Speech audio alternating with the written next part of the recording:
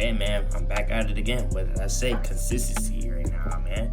That's what I'm on today, man. I'm gonna start uploading these vids for y'all, you know what I'm saying? Anyways, he robbed the bank in the game, but he didn't know that the game was connected to reality. Sounds pretty intense from the title. Let's get into it, you know what I'm saying? Welcome back to Fox Recaps. Today, I'm going to explain the movie Beta Test, released in the year 2015.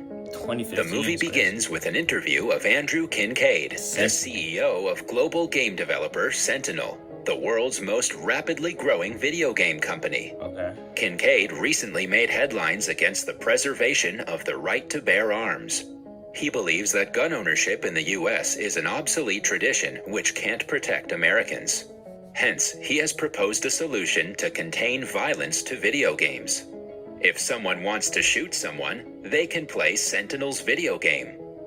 Elsewhere, Sentinel's top security officer, Orson Creed, is seen watching the interview with his wife, Abby. He watches as the reporter asks Kincaid about Orson pushing to move Sentinel into military contracts. Soon, Abby starts preparing for them to leave for somewhere in a hurry. She urges Orson to hurry up, but he's glued to the screen, diligently listening to every word Kincaid is speaking. Kincaid responds to the reporter that Orson and him fall on different sides of the aisle, and this isn't the first time Orson tried to extract an intellectual property. Bro, no, Imagine this jungle's real, bruh. We could play a video game, we rob a bank, and successfully do it. And we get the money and it comes to our house, bro. Ooh, that'd be fun. That'd be cool, not gonna lie. However, Kincaid promises that he'll make sure it will be Orson's last attempt. Orson gets tense after watching the interview, and Abby comforts him. She tells him that she's glad he's not like Kincaid. Orson and Abby then proceed to leave with their packed suitcase, but a group of armed men force their way into their home and take Abby hostage. Orson tries to pull out a knife in self-defense, but he's knocked out by one of the goons. The movie then cuts to a Sentinel employee named Bernard, dropping a package to video game champion and the company's very own beta tester, Max Troy. The package is the latest Sentinel game that Max is set to... Oh, my forehead looks so big, bro. Damn. Anyway. Beta test. As Max inserts the game into his computer, he receives a call from his female Sentinel tech support worker called Princess. Max has never seen her, but over the years he has developed feelings for her. After his little pre-game ritual, Max turns on the game and Princess tells him that unlike other games, he can't modify this game, much to his dismay. She also tells him that this game is the one in which players get to be in the real world. The scene then cuts back to Orson's home that has been completely ransacked by the goons. Abby watches as the goons attach a device on an unconscious Orson's neck. They turn on the device before leaving with Abby in a truck. As Orson gains consciousness, Max begins playing the game. Max instantly loves the game's style and finds it realistic. He also finds it odd that the game has no menu, no options, and no loading time. Bro. Max picks up a picture in the game and notices that it's Orson and his wife, Abby. Max's character then checks himself out in the mirror and notes that he can see the anger in the character. Max also notices blood on the walls, but he brushes it aside. Max explores his video game character's house and comes across a mobile phone in the kitchen that says, "Play me." In the video, one of the goons from earlier in the movie, named Zane, addresses Orson, who is revealed to be Max's video game character. It turns out that the events happening within the game are being reflected in the real world. The man tells Orson that they've got a series of tests waiting for him. Orson will have 90 minutes to complete an objective, and if he fails, Abby will lose one part of her body per objective. Orson's mission 1 is to get inside National Bank, which is about to be robbed, undetected, and retrieve the contents of safety deposit box 1121. Orson is sweating profusely, but Max is unaware that the game is synced to real life. Max guides Orson out of the house and into the car parked outside. He can't seem to figure out how to start the car, and Princess comes to the rescue and offers to stay with him throughout the game. As Max's character leaves, the media reports a robbery in the Southtown branch of National Bank. After arriving at the bank, Max looks for a safe entry, and he eventually sneaks into the bank through a window as the robbery is going down. He crawls through the bank and comes across a bank employee trying to escape the robbers. Max asks the lady about the safety deposit box 1121. Bro, what is that? The lady calls him crazy and warns him that he's going to get himself killed. However, Orson insists, and the lady directs him to her desk. Orson grabs the keys from the drawer and heads to the locker room. As he gets closer to the box, Max momentarily loses signal as Orson gains consciousness and tries to remove the device on his neck. However, Max quickly gains control again and opens the deposit box. That nigga disconnected from the Inside, he finds a gun and a note that instructs him to kill the robbers and take the money. Princess reminds Max not to kill any hostages, as it would lead him to failing the mission. Max tells her to relax, saying he can always reload and autosave the game. One by one, Max starts taking down the robbers as he makes his way to the money. The hostages scream in horror as Orson and the robbers exchange fire.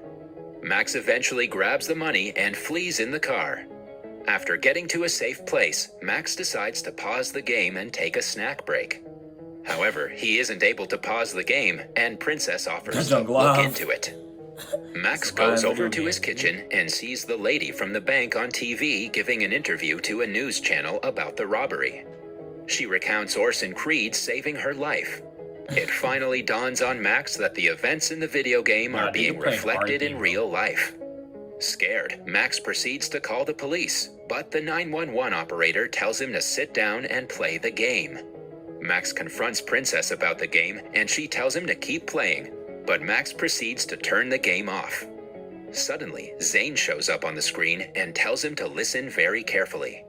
Max is told that if he tries to turn off the game or call the authorities, Zane will kill Princess and frame Max for robbing the bank.